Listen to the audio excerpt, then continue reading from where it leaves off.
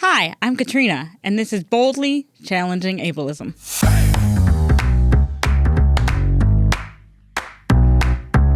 I'm your host, Katrina Simons. I'm the Community Program Specialist at the Institute on Community Integration at the University of Minnesota. This program explores various topics that impact people with disabilities in our community.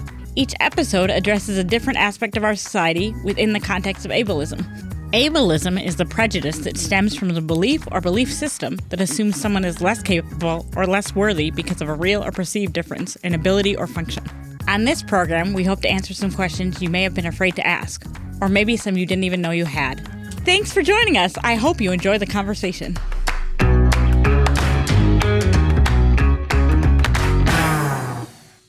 Hi, everyone. Thanks for tuning into Boldly today. Hope you're having a good day. I feel like those are harder to come by these days, but I hope you're having one. Today, we have two shorter episodes for you. We have Ed Bartz and Michael Sack. Ed Bartz is a disability advocate that lives in New York, and Michael Sack is a local disability advocate that lives here in Minneapolis. Their episodes are a little bit shorter because they use augmentative and alternative communication devices, or AAC. And how those work is instead of using your mouth to speak, you use like an output device, for lack of a better term. It's usually a designated device or an iPad. And sometimes they used to have like pictures that you could use to communicate. But so instead of using your mouth, you would select what you want to say on whatever device you're using, and they can set it up in any number of ways. But when people are using that to speak on our podcast, we send them the questions a little bit earlier, and then they program their answers into their device. And so that's why we couldn't supplement with additional questions when they were done with the questions we had sent them, because they did not have those. They would not have had those answers programmed into their device. So AAC is pretty cool, and you can learn a lot about it, and you can do a lot of things with it. I am not an AAC expert, and if you want more information from an expert, you should either go on YouTube and hear an expert talk about it, or if you're worried about yourself or someone you love needing an AAC device or wondering how they might work for someone, you would go to a speech and language pathologist, and they have tons of assessments they can do, and it's a long process, but it's definitely worth it. Something interesting is that Ed would have started his advocacy work without the ability to use an AAC device that was as efficient as the one that he uses now. And so that's really interesting because Ed's a little bit older. There's also a lot of research that says that using AAC for people with language difficulties, which is like difficulties populating the speech that you want to use in your brain, that using that can actually help language develop faster if people are having communication difficulties. Both Ed and Michael have been able to do really, really, really effective advocacy work using AAC devices. If there was something that I could have done differently, I would have had them time the amount of time that their answers took to play off of their device so that I could ask them the appropriate number of questions, but it's season 1 and I didn't do that. I apologize, and I will fix it in season 2 if there is a season 2. So thanks again for tuning into Boldly. We're really enjoying seeing what people think of this show, and we really appreciate you listening. And again, if you have questions about AAC, please go to an expert and don't go to me. We hope you enjoy the episode, and we're keeping our fingers crossed for season 2. All right, welcome to Boldly. Thanks for joining us today. We hope you're having a good day. Our guest today is Edward Bartz, and he's joining us from the state of New York. Welcome to the show, Ed. Can you tell us a little bit about yourself? Hello. Thank you for having me as a guest. Let me tell our audience a little about myself. I live in Troy, New York. I have cerebral palsy and receive services from Red Sailor ARC. The DSPs who help me on a daily basis help me with my daily routine, going to meetings and various appointments. As they are doing their job, they seemingly tolerate my sense of humor along with me singing to the stereo in my van. I listen to mostly 80s and 90s pop because I know most of the words. Like most people, I make up what I don't know, Thanks for that. What sticks out about your childhood? While growing up, I never imagined owning my own van. I am paying off a 2014 Honda Odyssey. This is my favorite investment. I have the freedom to come and go as I please. Okay, where and when did your advocacy work start? I started my journey as a self-advocate at a very young age. This wasn't easy. My natural speech can be difficult to understand and has become more difficult for me to produce as I have gotten older. I am using my communication device to tell my story today. Without this device, I would be trapped inside my head. A scary place to be for anybody. Growing up, my living situation varied from rehabilitation hospitals, nursing homes, living with a friend, and so on. Each move helped me develop in one way or another. I learned what I did and didn't want with each new chapter. Getting people to stop and listen and hear wasn't always easy. I didn't have my communication device until I was 30. I was under the impression that people would always take the time to understand my natural speaking voice. What changed my mind? You may be asking yourself. My wants, needs, and desires became more detailed and complex. I had to think about how to get my thoughts out faster to make myself accessible not only to people I knew, but to people who had no idea who I was. Communication is essential in gaining employment. Excellent, thank you. Social media has made a big impact on lots of different types of advocacy and activism. What are some positives you've seen or experienced from that? Again, continuing to make people aware of the challenges I and others like myself continue to face. Advocacy work starts out to be trying to get things for yourself, but you soon realize that there are others with the same wants and needs. Great, excellent. You are someone with a lot of wisdom around the disability justice movement. You've been a leader for a while now. What can you share with people who want to be good allies in the disability justice movement? I am known as a trailblazer. I have done and continue to do things other people in my situation just dream about or can't even fathom. What drives me? Knowing that I am in a country where all people are said to have equal rights. As we know, regardless of our status in this day and time, we are finding we have to fight for those equal rights. I am currently advocating for an agency to support my girlfriend and I to live together. Money is the backbone of any new undertaking. In New York State, this is definitely a huge issue. Agencies are reluctant to create and begin new programs and projects. That being said, we are willing to trailblaze once again to obtain our dreams. Thank you for that. Do you feel hopeful about the future of disability services? I know I can't stop asking for what I need and want. All right, Ed. Last question. What do you want us to remember from this interview? Thank you again for asking me to be a guest. What I would our listeners to put in their back pocket is, your dreams and goals justify just yours alone. It takes lots of work and energy to help people get you where you want to be. All right. Well, thanks, Ed, for joining us. We're really happy you could be here. We know we put you through a lot. And thanks to our listeners for joining us here on Boldly, and we'll see you next time.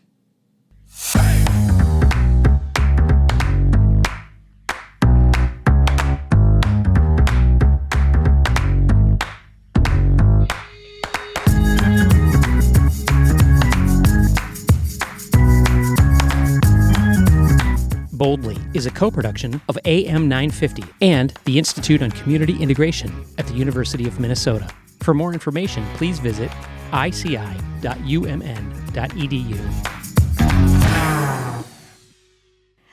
right. Thanks for tuning into Boldly today. Our guest today is Michael Sack, a local activist here in the Twin Cities. Michael and I have crossed paths a couple times in recent years, but we don't know each other very well. But we're so excited to have him here on Boldly, and we'll let him tell you more about himself. Michael, can you tell us a little bit about yourself? It is nice to talk to you today. I am Michael Sack, a South Minneapolis resident.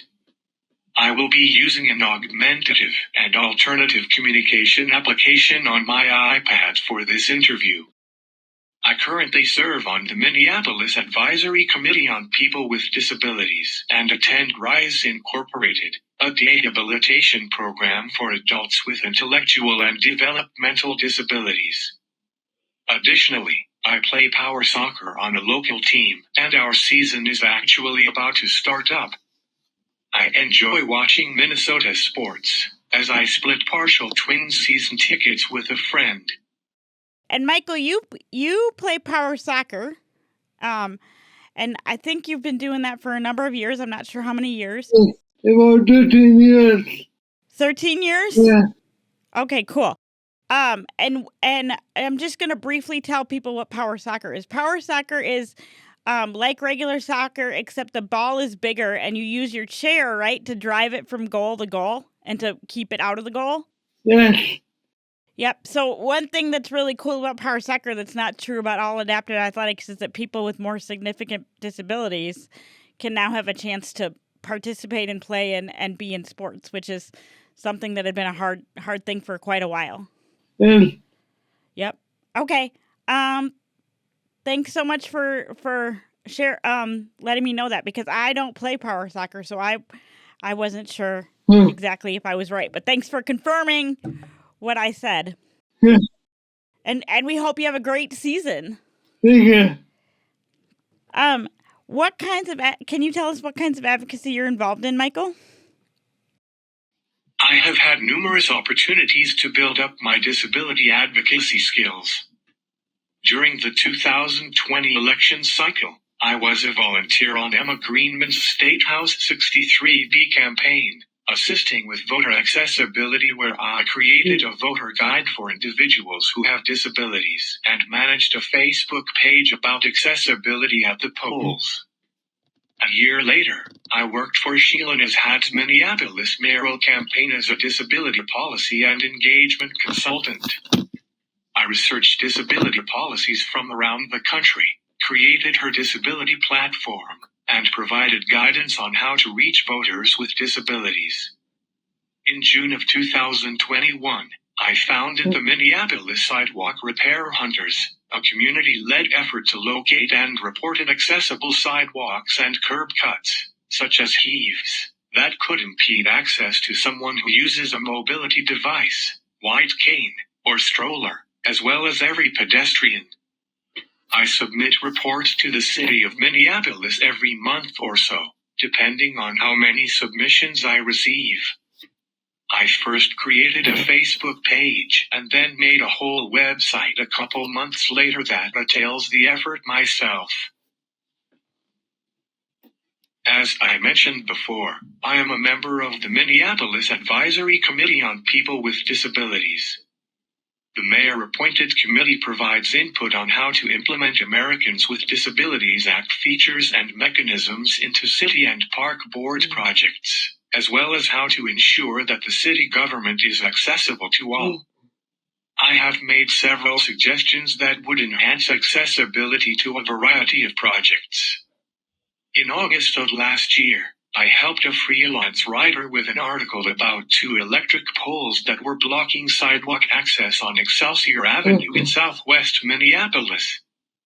I didn't actually help write it, but I assisted her with analyzing the area and providing an example for visualizations.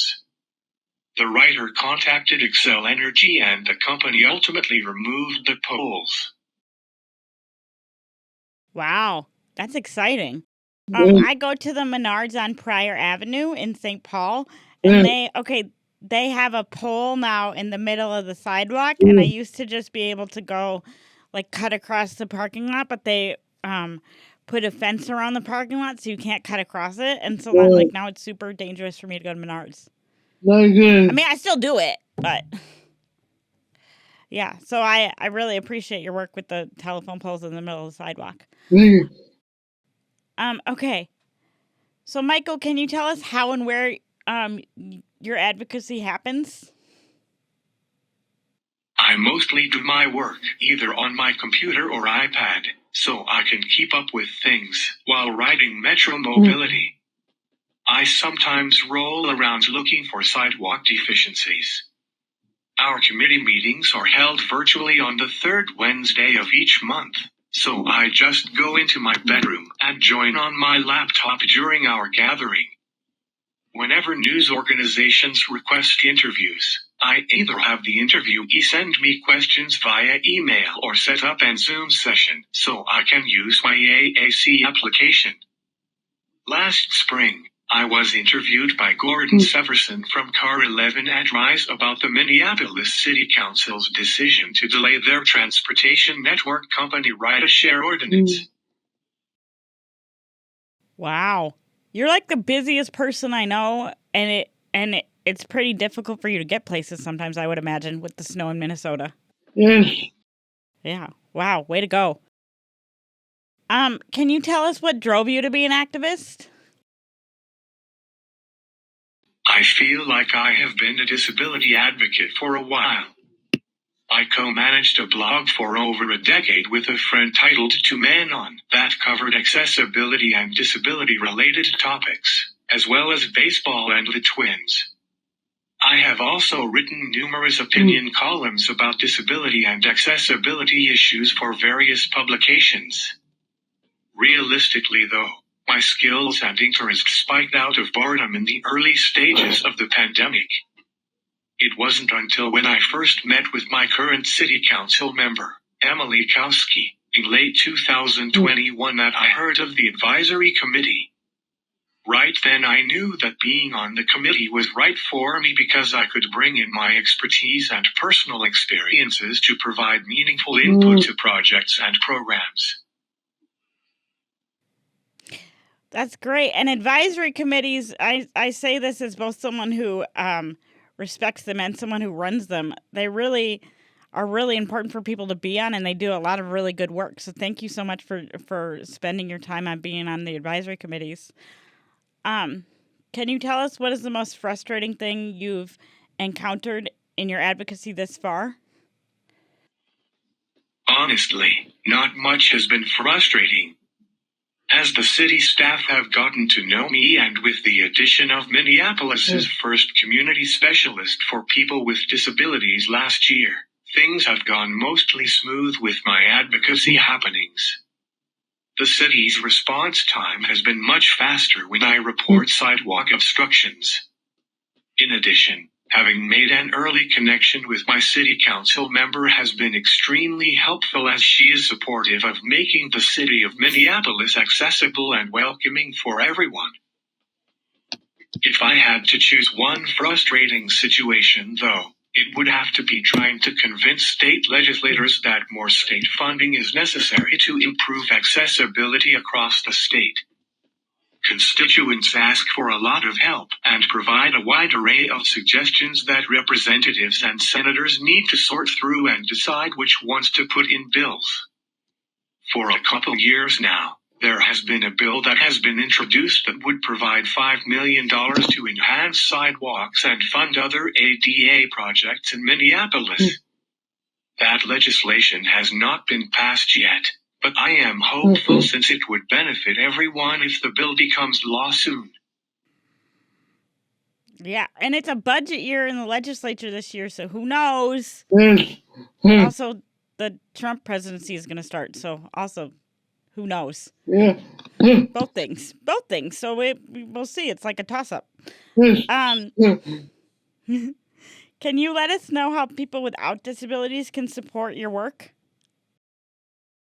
The whole community, those with disabilities and those who are able-bodied, should realize that making accessibility improvements to sidewalks and infrastructure benefits everyone. Every resident and visitor should not be hesitant to contact city officials or community organizations if they see something inaccessible or that could be improved to make it accessible for everyone. Regarding sidewalk access in Minneapolis, your listeners can go to nplssrh.org to learn more about how they can help improve pathways in the City of Lakes. Yeah. Well, I don't live in Minneapolis. I live in St. Paul. But I always say, because you know how in the snow, they always shovel all the snow onto the wheelchair cutaways? And I always say, well, if you shovel that snow so that people can get to the cutaways, that doesn't just help people in wheelchairs. It helps people with strollers. It helps people with an unsteady gait. It's probably just good for even like athletes because ice, when you're walking into the street, is not a good idea. So all this work helps everyone, not just ourselves. Can you tell us something positive or gratifying about your work? I will tell you about an accessibility victory that happened this year that was initiated by me. Last December, while browsing the Minneapolis Park Board website, I noticed that a $35 million redevelopment project was in the works for North Commons Park, which will include the first 3-court field house to be built in Minneapolis. I immediately contacted the project manager to set up a meeting to discuss the importance of incorporating adapted athletics into the plans. After our initial conversation, he set up a meeting with representatives from the United States Power Soccer Association, Midwest Power Soccer Association, and Courage Kenny Rehabilitation Center. In the initial design, the only way to get down to the below-grade field house was either by stairs or a small elevator. The 3 adapted athletic advocates recommended adding an indoor ramp for another way to get down to the courts. The project manager said that he would bring the suggestion up with his design team but made no promises. When I received the next update about the new development, an indoor ramp was added and there was a design concept created. The project is supposed to start sometime next year. I was so grateful and thrilled that the project team listened to the adapted athletics community. The new facility has the potential to be a big boon for adapted sports in the Twin Cities. Yeah. Well, wow, that's such a great story, too. It has so many layers to it. If it's okay with you, I'm going to ask you one more question, but I think I'm going to turn it into a yes or no question so you can, because it's not on the sheet. Is that okay? I've asked you. Okay. So I'll just stick to the sheet then. I was just wondering what you want your take-home message to be for the audience. Creating an accessible world can't be accomplished by just a couple people working hard. Everyone has to do their part, no matter how small it is. Advocating may seem time-consuming when nothing seems to be getting done, but when speaking up succeeds ending in an accessibility gain, it definitely feels like the effort was worth it. As winter approaches and snow falls, a great way to start is by helping your elderly and disabled neighbors shovel their sidewalks. Keeping sidewalks free from snow is super important for safety and provides a smooth and clear route for users who use mobility devices. When snow is piled up near curb cuts, it is nearly impossible to access it, and a wheelchair could potentially get stuck, causing a dangerous situation. I will end by saying don't be afraid to speak up and communicate with your city council members. They are extremely helpful, but members just need to know how they can assist. Council members are the key to making cities accessible and inclusive for all, and making connections with them is a must to further disability and accessibility awareness. Well, thank you so much, Michael. Thank Can you. I also just add that I think shoveling the sidewalks is also the law. Yes. So it's always good to follow the law also. Well, thanks so much for coming today, Michael. You are quite impressive. You've done a lot of things. I'm going to need to go home and get my shovel out. And make sure you tune in next week to Boldly because we've got a lot of great guests coming. And again, we want to thank you, Michael, for coming, and we hope you have a great rest of your day. Thank you. And nice to be here.